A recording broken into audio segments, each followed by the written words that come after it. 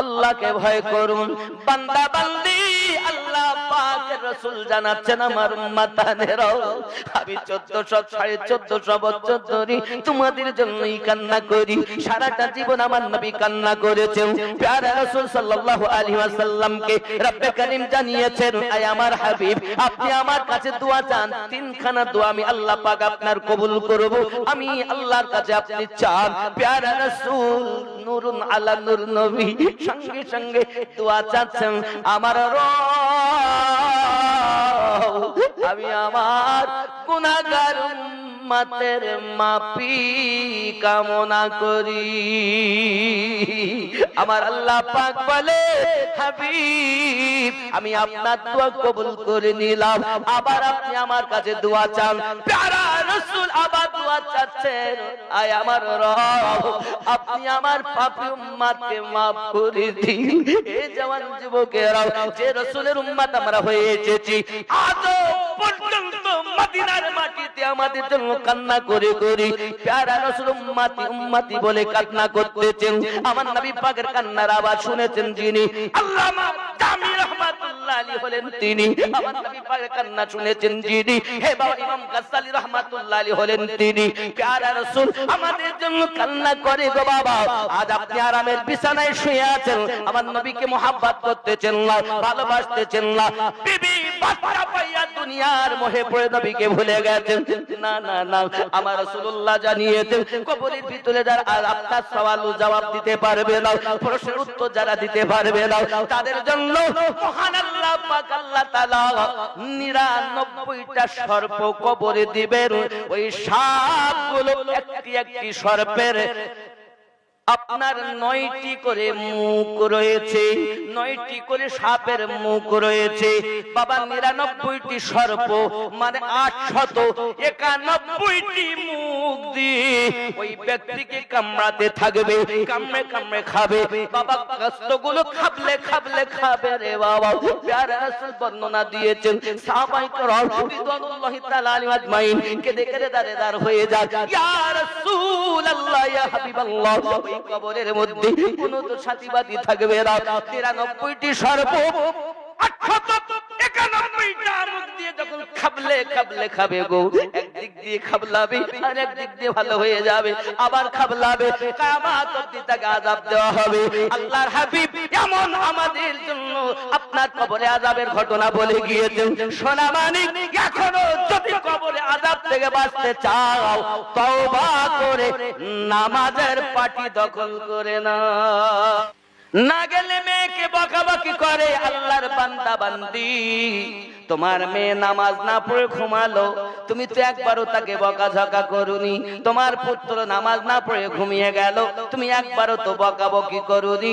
তুমি খালি মুখ ঠুকে বলছো আমি নবীর দিওয়ানা, নামাজ পড়তে পারবো না।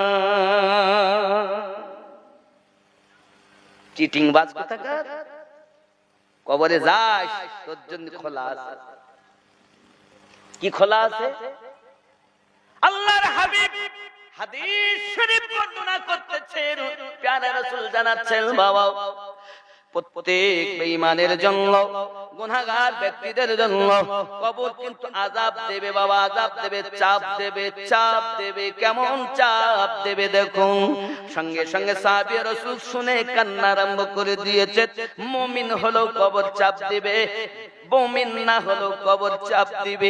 সাহাবী রাসূল কান্না শুরু করেছেন, আমাদের আব্বা আম্মা কদমে কুরবান গো দয়াল, সকলকে যদি কবর চাপ দেয় তাহলে আমাদের সকলকে কি দেবে?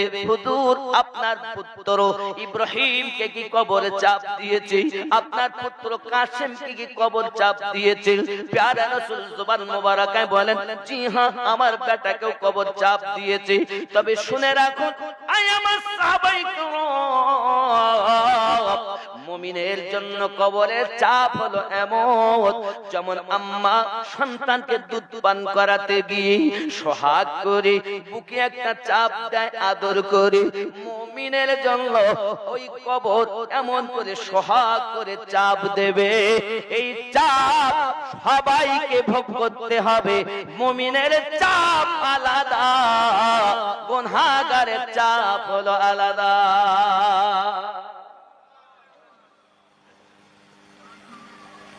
আমরা কি নেককার ব্যক্তি না, একটু কষ্ট যাবো আর জান্নাত, মামুর বাড়ি জান্নাতি লোক পাওয়া যায়। নবী পাক বলেন 1999টা জাহান্নামে যাবে, এই একটা জান্নাত। হাগো তাহলে আমরা কি করব এখন?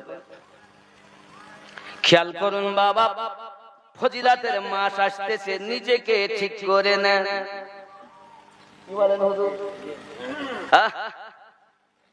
ফজিলাতের মাস সম্মুখে আগমন বাবা, সোনামানিক আমার প্যারা রাসূল বলেন 2 নম্বরে জানিয়েছে, প্রথম নম্বরে তার বাপকে নিয়ে যাবে, 2 নম্বরে তার স্বামীকে নিয়ে যাবে। স্বামী পর্দা রাখতে পারে না, চলে গেছে বাইরে, বিবি আপনার কিনা থাকে বাজারে, স্বামী থাকে ঘরে, বিবি থাকে বাজারে, মার্কেট করে বিবি। আর তারা বলতে চায় আমিনুদ্দিন তোমার জানা দরকার, আমাদের মামটি সরকার তোমার জানা দরকার। কি সরকার? মা মাটি মানুষ। হে যুবক, পৃথিবীর কোন মানুষ এতটা সম্মান দেননি মায়েদেরকে যতটা আমার রাসূলে পাক দিয়েছে। যুবকরে আমার জননী মায়েরা 2 নম্বরে তার স্বামীকে টেনে টেনে নিয়ে যাবে। আয় আল্লাহ, আমি তো ছিলাম না, বাইরে ছিলাম, বিবি করেছে দোষ আমার কি? তুমি কেন আইন করতে পারোনি, যাওয়ার কথা বলতে পারোনি?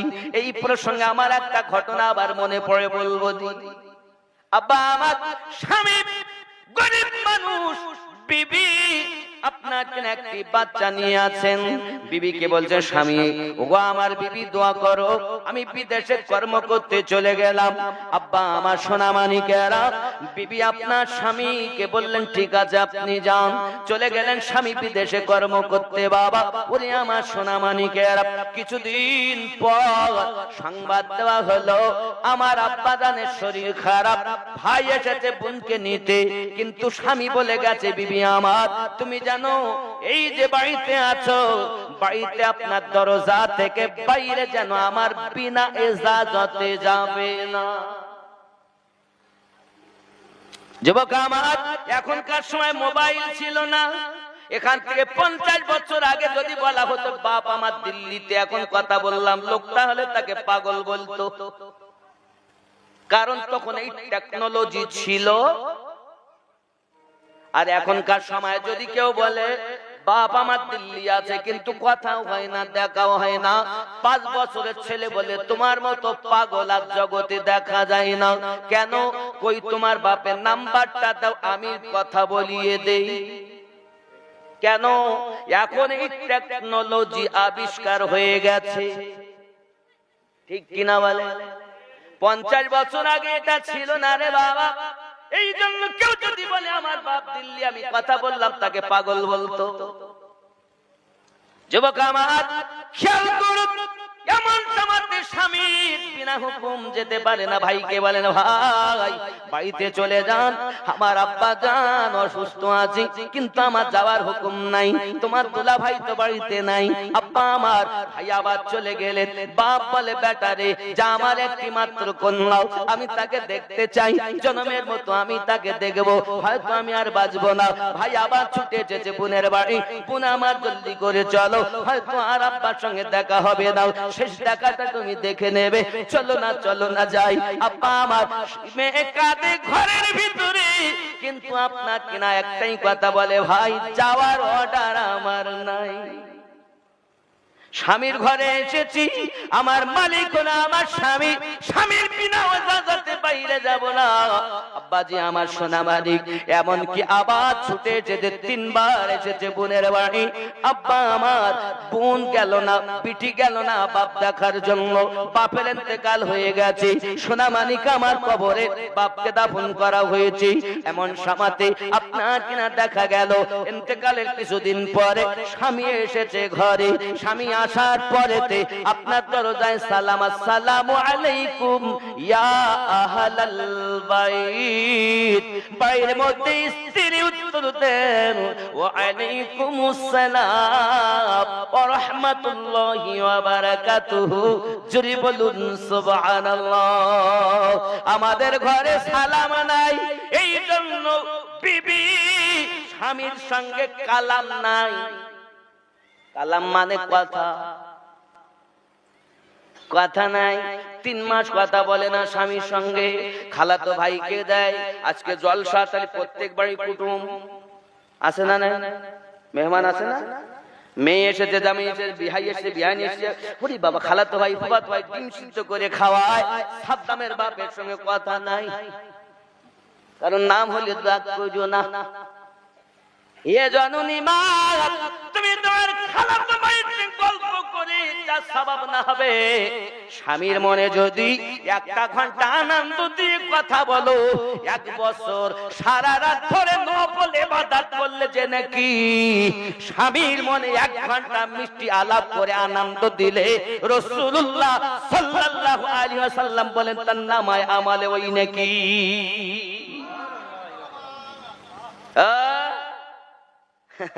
স্বামী কি এখানকে আবার বিয়ে হইতো, আবার বিয়ে অন্য জায়গা ঠিক হইল আমিনুদ্দিনের সঙ্গে, তো হইল না। ওই ইমাম সাহেবের জ্বালায় ওই ইমাম সাহেব এসে ওই ছেলেটার লেই যার সাথে আমার বিয়ে হয়েছে, নাহলে আমিনুদ্দিনের সঙ্গে আমার ঠিকঠাক হইল, হতে পারিনি। কিন্তু থাকলে তো ভালো হতো, হুজুরির বউ হতাম। তা কি করবো, 4টি ছেলের মা, এখনো শান্তি পালাম না। আমার কি আর এখানে বিয়ে হইতো? আমি মাস্টারের মেয়ে। বল স্ত্রী করে স্বামীর বদনাম। আর আব্বাকে যদি জিজ্ঞাসা করে আব্বা আমার মা কেমন আপনার জীবনে, আর বলিস ঠেলিয়ে ঠেলিয়ে চালায়, ওয়াচল ওয়াচল। স্বামী করে বিবির বদনাম, বউ করে স্বামীর বদনাম, আর স্বামী করে বউর বদনাম করে নেই। এখানে মনে হয় ভালো। এখন সালাম দিয়েছেন তো রোজাতে সালাম দিবেন, বার হবেন সালাম, ঢুকবেন সালাম, স্বামী স্ত্রীতে মোহাব্বত পয়দা হবে। যদি কই সুবহানাল্লাহ, সালাম দিবেন তো আজকে থেকে জারি থাকবে। এই প্রসঙ্গে আবার একটা হাদিস মনে হলো, যাক আমি ওদিক যাব না, গেলে সাইড ছিটিয়ে যাবে, গোছানো বড় কষ্ট হবে। আব্বাজি আমার খেয়াল করুন, সালাম দিলে মোহাব্বত বাড়ে। স্বামী স্ত্রীতে সালাম আদান প্রদান করবেন, তাহলে ঘরে রহমত বর্ষণ হবে। আজকে রাতে বাড়িতে যাবেন, গিয়ে দরজাতে বলবেন আসসালামু আলাইকুম ইয়া আহলাল বাইত। আপনার স্ত্রী চোখ মুছতে মুছতে বলবে পাগলা মলি রশনি বাড়িয়ে গেছো, 20 বছর ধরে সালাম দাওনি, আই দেখছো কে? পাগলা কাদিস না রে গাছতলায়, বড় পীরের নাম নিলে আল্লাহ পাওয়া যায়। খাপা কাদিস না রে গাছতলায়, বড় পীরের নাম নিলে আল্লাহ পাওয়া যায়। জোরে হবে, ঠিক নেই?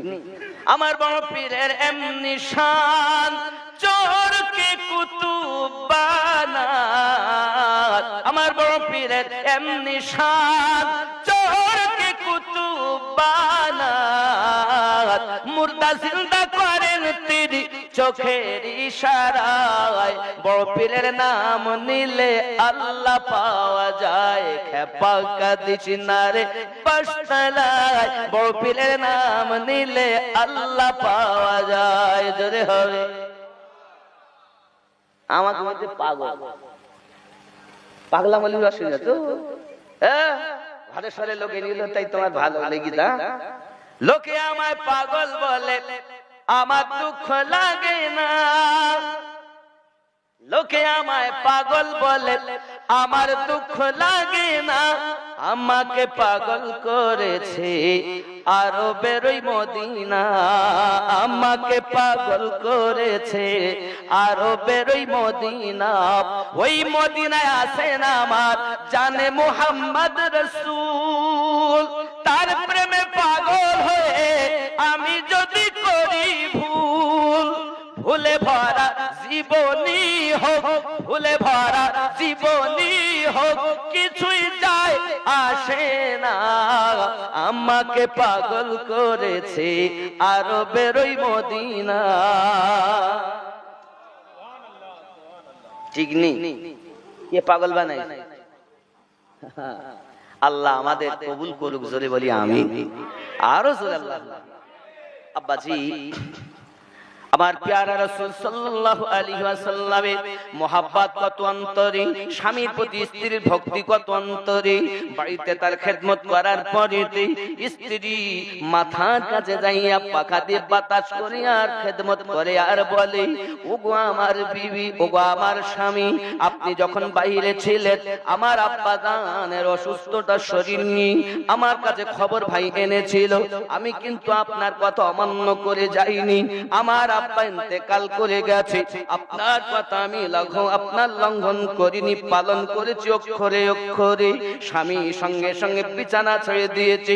বিবি কেমন কথা বললো, তোমার আব্বা ইন্তেকাল করেছে তুমি যাওনি, আমাকে তুমি এত ভালোবাসো। বিবিকে মহাব্বত করে বুকে জড়িয়ে ধরেছি। তোমার মতো বিবি সংসারে পেয়ে আমার জীবন ধন্য হয়ে গেছে। আমি তো গরিব হতে পারি, কিন্তু তোমার মতো বিবি আমার নসিব আল্লাহ দিয়েছেন। চলো বিবি চলো, আর দেরি নয়, এখনই যাব তোমার বাপের বাড়িতে। স্বামী আর স্ত্রী গোছগাছ করে নিয়ে বাপের লয়ে চলে গেছে। জওয়ান যুবকেরাও যেই না বাড়িতে আপনার কিনা ঢুকবেন, ভাই বেরিয়ে এসেছে। এসে বলতে যে বোনার এখন এসে কি হবে, আব্বা ইন্তেকাল করেছে। তুই এত নিষ্ঠুর হলি কেমন করে, মরা বুকটাও বাপে দেখতে এলি না, বাপকে দাপন করে দিয়েছি, দেখতে এলি না বোন রে। তুই এত নিষ্ঠুর হলি কেমন করে, তোর মনে যে এত পাষানো, তুই যে এত শক্ত আমি আগে বুঝতে পারিনি। ফুল চোখের পানি ফেলে কাঁদে, তুলা ভাই কাঁদে। আল্লাহ পাক আল্লাহ তাআলার পক্ষ থেকে বাবা কি দয়া তাদের প্রতি রহমত নাজিল হয়েছে। আব্বার বাড়িতে যাইয়া আব্বা জানের কবর, আপনার কিনা শ্বশুর আব্বার কবর জিয়ারত করেছেন। রাতের বেলাতে শুয়ে আছেন, রাতের বেলা স্বপ্ন মেয়ে দেখতেছেন, স্বপ্নে দেখতেছেন আল্লাহ দয়ার জান্নাতে তার পিতা ঘুরে বেড়াচ্ছে। একজন এলান করনেওয়ালা এলান করতেছে, জানো এই ব্যক্তি দুনিয়াতে বড় পাপী ব্যক্তি ছিল, এই ব্যক্তির অনেক পাপ ছিল, তবে তার মেয়ে শরীয়তের এত পাবন্দি করেছে, স্বামীকে এত ভক্তি করেছে। মেয়েটা ঘরের ভিতরে বসে বসে আব্বার জন্য কালাম পাক তেলাওয়াত করে করে রূহের বকশিশ করে দিয়েছে।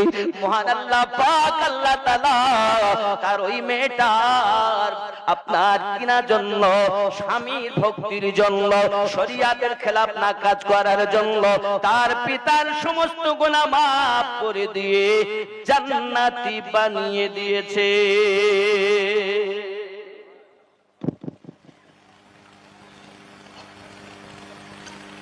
বিবাহের পরে স্বামী হলো আপনার সব থেকে আপনজন, আর বিবাহের পর একটি ঘরে, যে ঘরে আপনি গেছেন সেখানে হাতিয়ার হলো আপনার শাশুড়ি। হাতিয়ারকে, ও হাতিয়ার যদি আপনার হয় পুরো ঘর আপনার দখল। ভালো করে বুঝবেন আমার কথা, আমি সংক্ষিপ্ত ভাবে এতটাই বলবো। মেয়েরা যখন বিয়ে করে স্বামীর ঘরে আসে, তারা অনেকটা স্বপ্ন নিয়ে আসে, অনেকটাই স্বপ্ন নিয়ে আসে, কিন্তু শাশুড়ি যিনি তিনি বলেন, বিটি বিয়ে দিয়েছি, বিটি এনেছি, খুব ভালো লাগে শুনতে। কিন্তু যখন বহুমা কোন রকম ভুল ত্রুটি হয়, কারণ ও তো আলাদা পরিবেশে মানুষ হয়েছে, না রান্না জানে ভালো, না ঘরের কাজ জানে ভালো, কিছুই ভালো জানে না, কারণ সেখানে ওর জীবনই আলাদা ছিল, এখন তো আলাদা জীবনে এসেছে, তো ভুল হবেই।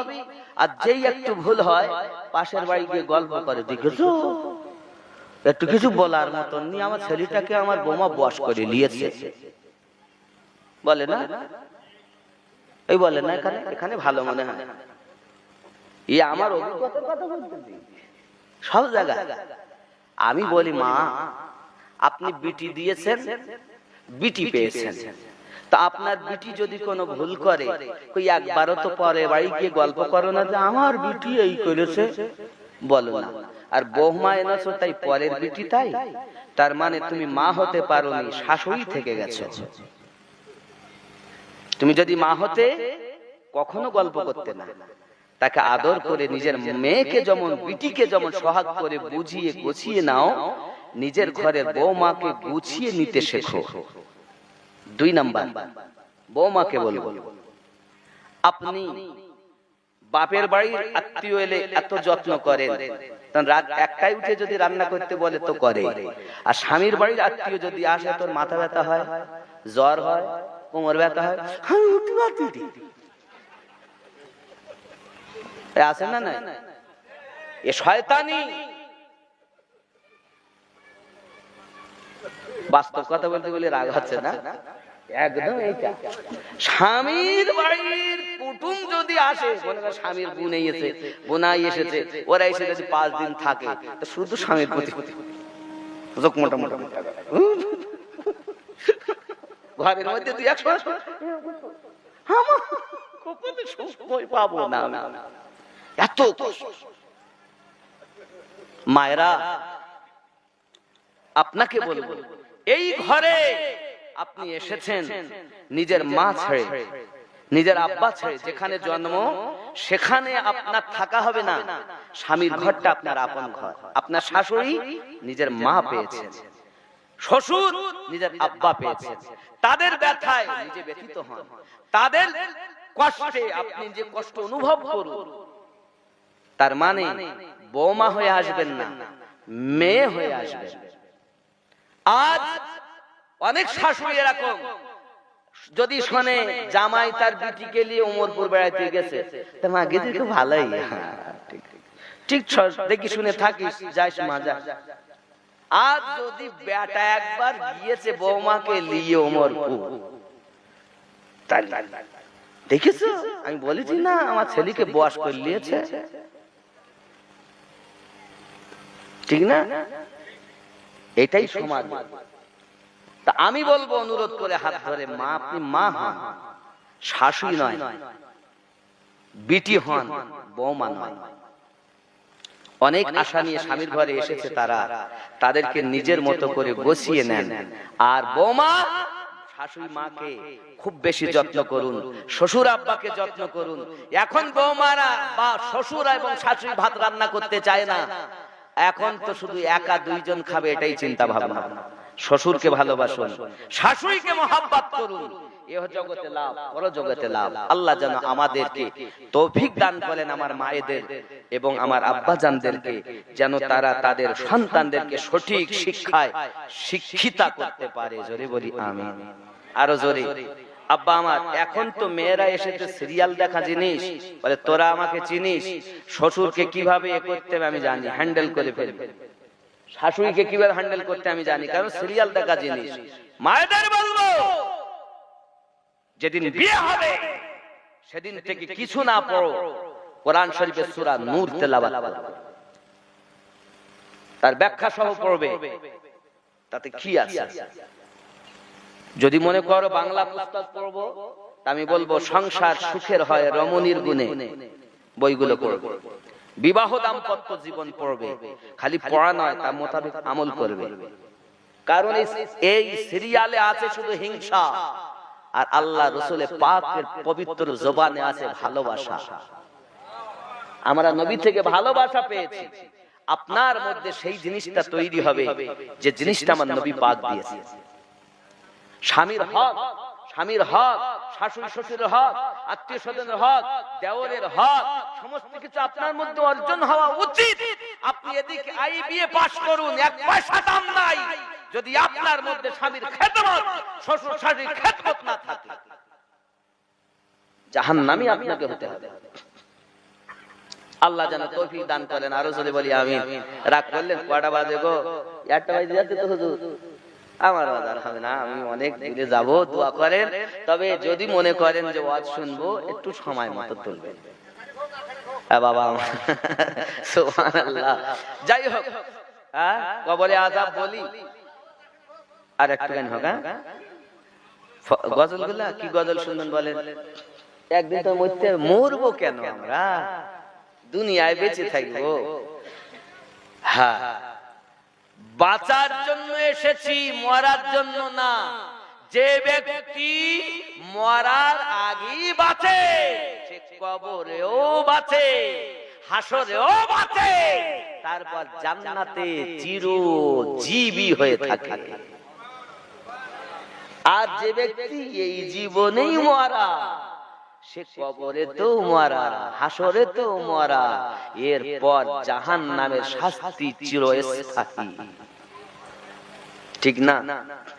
তা দুনিয়াতে মরেন। আল্লাহ পাক বলছেন বিসমিল্লাহির রহমানির রহিম, ইয়া আইয়ুহাল্লাযীনা আমানুত্তাকুল্লাহ, আয় ঈমানদার সম্প্রদায় তোমরা আমি আল্লাহকে ভয় করো।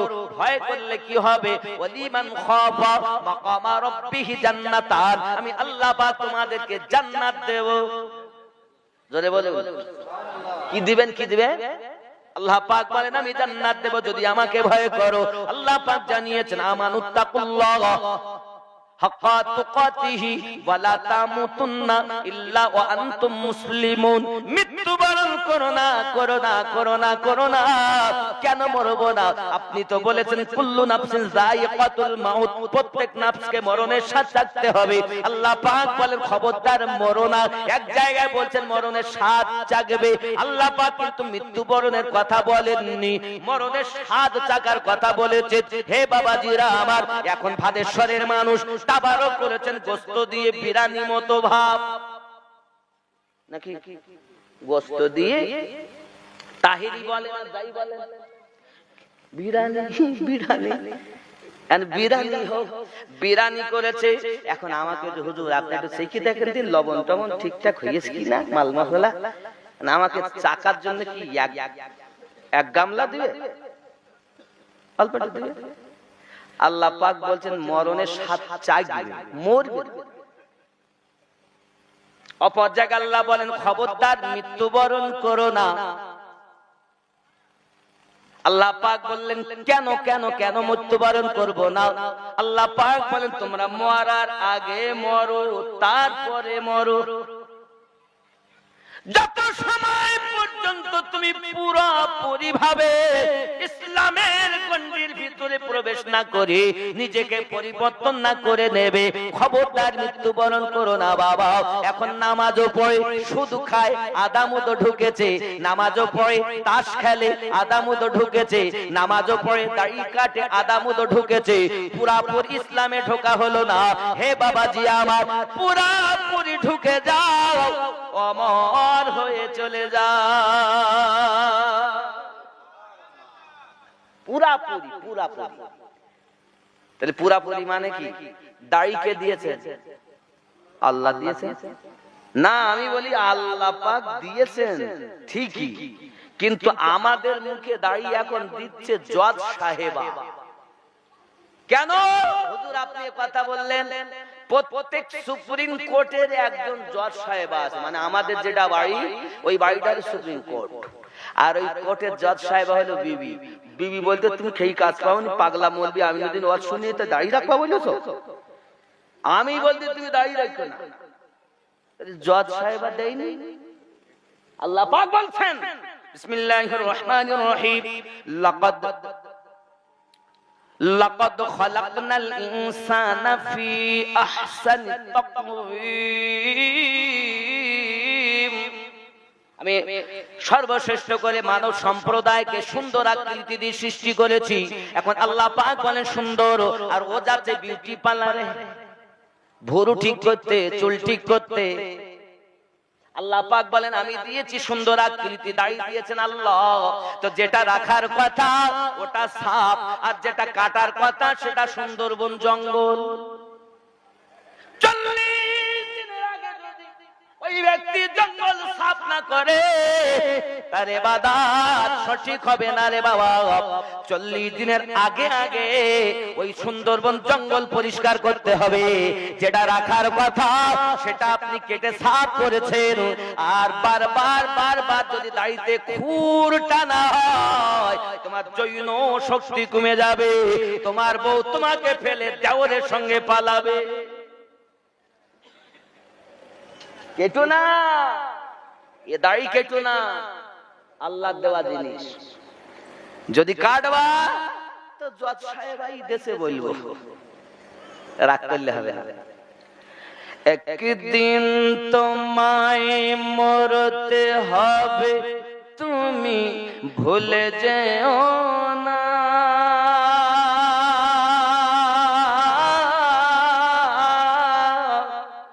হবে মাটির বিছানা গো তোমার আসল ঠিকানা।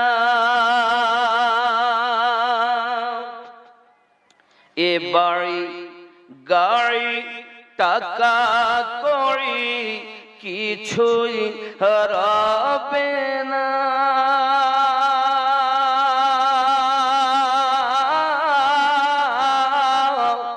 হবে মাটির বিছানা গো তোমার আসল ঠিকানা। আপন জনের কান্না যত সবই শুনতে পাবে,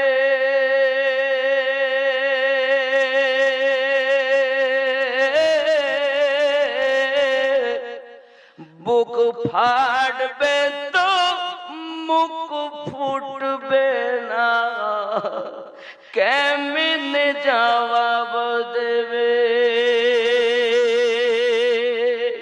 কি করে বুঝাবে তুমি দেহের বেদনা।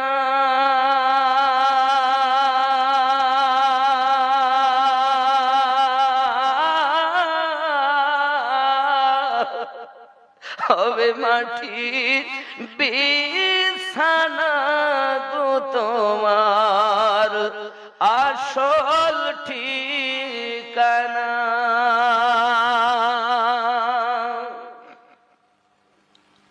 কাঁদবে মাতা, কাঁদবে পিতা, কাঁদবে ভাই বোন, পাশে এসে কাঁদবে কত আত্মীয় স্বজন। করবে দোয়া খোদার কাছে, করবে দোয়া খোদার কাছে মুমিন মুমিনা।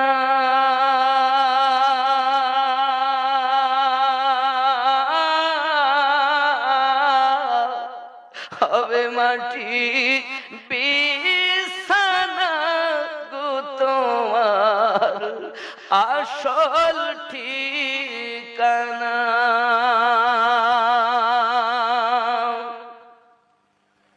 এসেছিলে যখন তুমি এই না সাধের ভবে,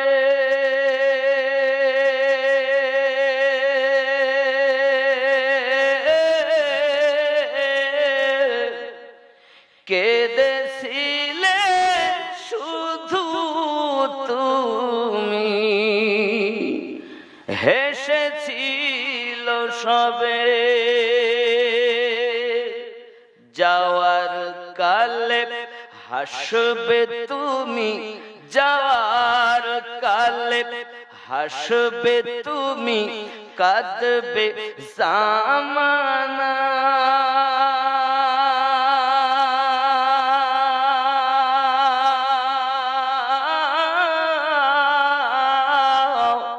হবে মাটির বিছানা গো আসল ঠিকানা।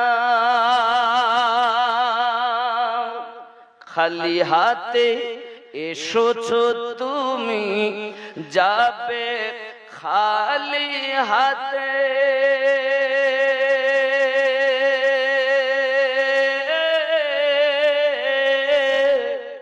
শুধু একটি সাদা কাফন দিবে তোমার সাথে।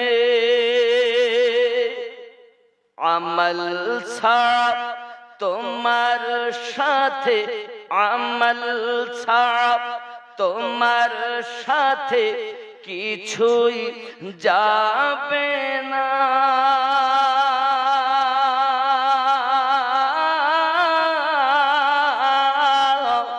হবে মাটির বিছানা গো তোমার আসল ঠিকানা।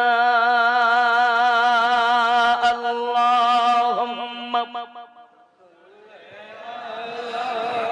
সাইয়্যিদিনা মাওলানা মুহাম্মদ ওয়া আলা আলি সাইয়্যিদিনা মাওলানা মুহাম্মদ। বাবাজি, কবরে তিনটে সঙ্গে যাবে আমার, দুটি চলে আসবে, বন্ধু বান্ধব আত্মীয় চলে আসবে, আমার মাল সামান চলে আসবে, চলে যাবে কবরে আমাল। কবরে দেওয়ার পর প্রশ্ন তো হবেই। আল্লাহ পাকের ফেরেশতা আসবেন, তুলবেন আমাদেরকে। তিনি বলবেন, আয় আল্লাহর বান্দা, আয় আল্লাহর বান্দি, তুমি দুনিয়ায় কি কর্ম করেছো লিপিবদ্ধ করো। আমরা তখন বলবো, খাতা নেই, লিখবো কোথায়? কলম নেই, লিখবো কোথায়? কালি নেই, লিখবো কিভাবে? ফেরেশতা তখন বলবেন, তোমার কাফনটাকে খাতা বানিয়ে নাও, তোমার আঙুলকে কলম বানিয়ে নাও, তোমার গালের থুতুকে কালি বানিয়ে নিজে যা করেছো লিপিবদ্ধ করো। আমরা তখন নিজেদের কর্মগুলো লিখবো। আয় আল্লাহ, ভাদেশ্বরে জালসা দিয়েছিল, আমি জালসাতে গিয়েছিলাম।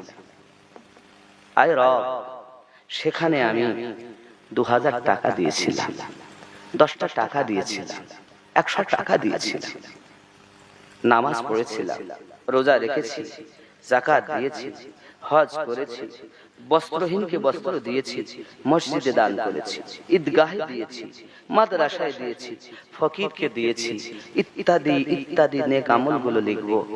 আল্লাহর ফেরেশতা বলবেন, আর কিছু বাকি আছে? খুব স্মরণ করে করে না, কাফনটা টেনে নেবেন, আবার বলবেন আরেকটি আছে, সেটাতে লেখো। কি লিখবো? দুনিয়ায় যত পাপ কাজ করেছো লিখো। আচ্ছা, আপনি বলুন, আমি নিজে হাতে নিজের অপরাধ লিখতে চাবো?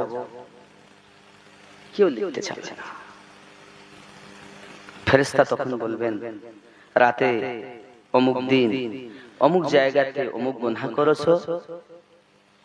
তখন ভয়ে আমরা বলবো, না, আমি করিনি।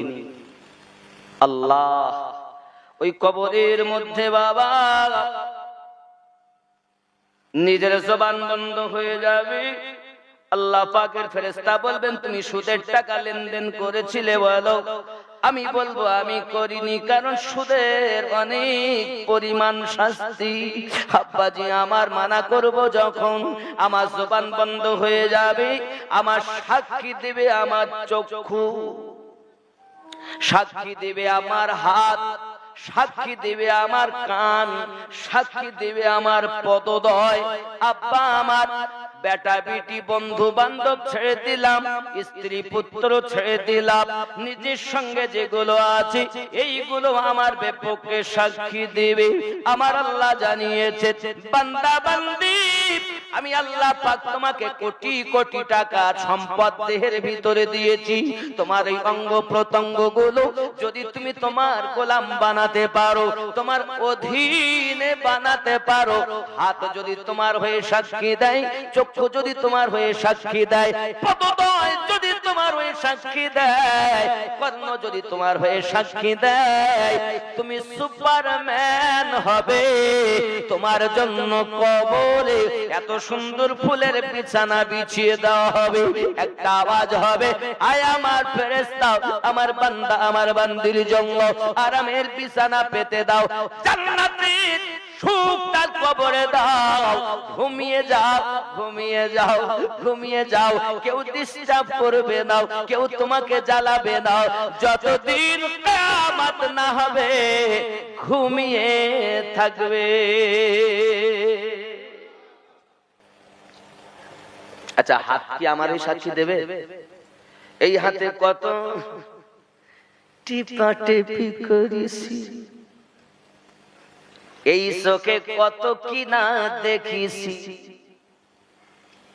আল্লাহকে ভয় করুন, আল্লাহকে ভয় করুন বান্দা বান্দি। আল্লাহ পাকের রাসূল জানাচ্ছেন, আমার উম্মতানেরা, আমি 1400-1450 বছর ধরে তোমাদের জন্যই কান্না করি। সারাটা জীবন আমার নবী কান্না করেছেন। প্যারা রাসূল সাল্লাল্লাহু আলাইহি ওয়াসাল্লামকে রব্বে কারীম জানিয়েছেন, আয় আমার হাবিব, আপনি আমার কাছে দোয়া চান, তিনখানা দোয়া আমি আল্লাহ পাক আপনার কবুল করব। আমি আল্লাহর কাছে আপনি চান। প্যারা রাসূল নূরুন আলা নূর নবী সঙ্গে সঙ্গে দোয়া চাচ্ছেন, আমার রব, আমি আমার গুনাহগার উম্মতের মাফি কামনা করি। আমার আল্লাহ পাক বলে, হাবিব, আমি আপনার দোয়া কবুল করে নিলাম, আবার আপনি আমার কাছে দোয়া চান। প্যারা রাসূল আবার দোয়া চাচ্ছেন, আয় আমার রব, আপনি আমার পাপী উম্মতকে maaf করে দিন। এই জওয়ান যুবকেরা, যে রাসূলের উম্মত আমরা হয়ে এসেছি, আজও পর্যন্ত মদিনার মাটিতে আমাদের জন্য কান্না করে করে প্যারা রাসূল উম্মতি উম্মতি বলে কান্না করতেছেন। আমার নবী পাকের কান্নার আওয়াজ শুনেছেন যিনি, আল্লামা জামি রাহমাতুল্লাহ আলাইহি হলেন তিনি। আমার নবী পাকের কান্না শুনেছেন যিনি, হে বাবা ইমাম গাজ্জালী রাহমাতুল্লাহ আলাইহি হলেন তিনি। প্যারা রাসূল আমাদের জন্য কান্না করে গো বাবা। আজ আপনি আরামের বিছানায় শুয়ে আছেন, আমার নবীকে মুহাব্বত করতেছেন না, ভালোবাসতেছেন না, বিবি বাচ্চা পাইয়া দুনিয়ার মোহে পড়ে নবীকে ভুলে গেছেন। না না না, আমার রাসূলুল্লাহ জানিয়েছেন, কবরের ভিতরে যারা আপনার সওয়াল ও জবাব দিতে পারবে না, প্রশ্নের উত্তর যারা দিতে পারবে না, তাদের জন্য মহান আল্লাহ পাক আল্লাহ তাআলা 99টা সর্প কবরে দিবেন। ওই সাপগুলো একটি একটি সর্পের আপনার 9টি করে মুখ রয়েছে, 9টি করে সাপের মুখ রয়েছে। বাবা 99টি সর্প মানে 891টি মুখ দিয়ে ওই ব্যক্তিকে কামড়াতে থাকবে, কামড়ে কামড়ে খাবে। বাবা কষ্টগুলো খাবলে খাবলে খাবে রে বাবা। প্যারা রাসূল বর্ণনা দিয়েছেন, সাহাবায়ে কেরাম রিদওয়ানুল্লাহি তাআলা আলাইহিম আজমাইন কেঁদে কেঁদে দাঁড় হয়ে যায়, ইয়া রাসূলুল্লাহ, ইয়া হাবিবাল্লাহ, ওই কবরের মধ্যে কোনো তো সাথীবাদী থাকবে না। 93টি সর্প 891টা মুখ দিয়ে যখন খাবলে খাবলে খাবে গো, একদিক দিয়ে খাবলাবে আর একদিক দিয়ে ভালো হয়ে যাবে, আবার খাবলাবে, কিয়ামত অবধি তাকে আযাব দেওয়া হবে। আল্লাহর হাবিব এমন আমাদের জন্য আপনার কবরে আযাবের ঘটনা বলে গিয়েছেন। সোনা মানিক, এখনো যদি কবরে আযাব থেকে বাঁচতে চাও, তওবা করে নামাজের পাটি দখল করে নাও।